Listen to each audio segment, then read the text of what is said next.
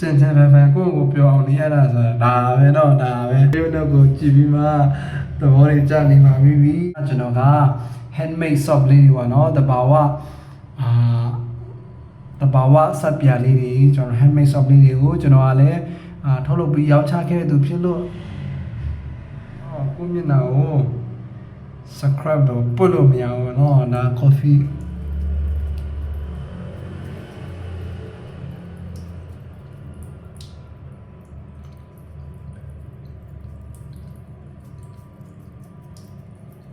amma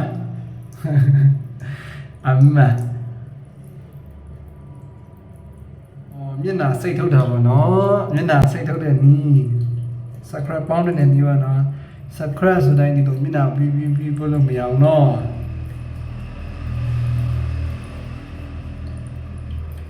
โอเคလာတော့ခင်ဗျာဒီလိုပါပဲ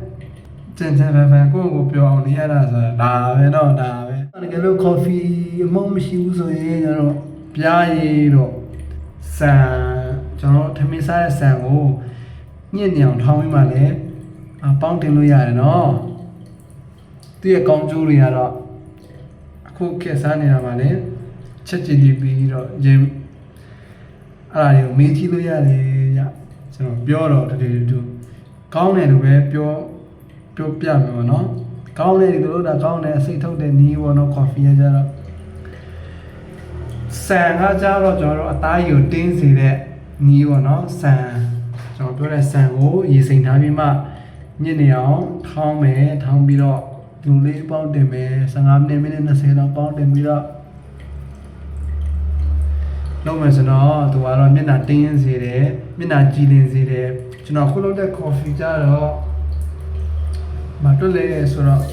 ကျွန်တော်စားဝတ်ချန်နေရှိတယ်လေကျွန်တော်စားဝတ်ချန်နေရှိတယ်ချစ်ပေါက်ကျတယ်ဆိုတော့ကျွန်တော်တိုင်ရှင်းလုပ်တာပေါ့နော်ဒါဒီတိုင်းပဲကျွန်တော်15မိနစ်20လောက်ထားပြီးမှမျက်နှာတက်မှာပဲဖီးရကြတော့အညစ်အကြေးတွေကို